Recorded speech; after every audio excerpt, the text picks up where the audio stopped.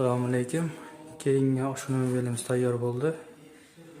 Bu dizayni high-tech. Bu oshxona mobilimiz O'zbekiston tumani Ko'ylelash qishlog'iga o'rnatib berdik.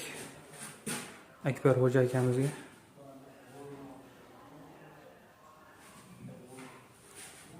Shunda ko'hna mebellar kerak bo'lsa, Allohga shukr qilasiz.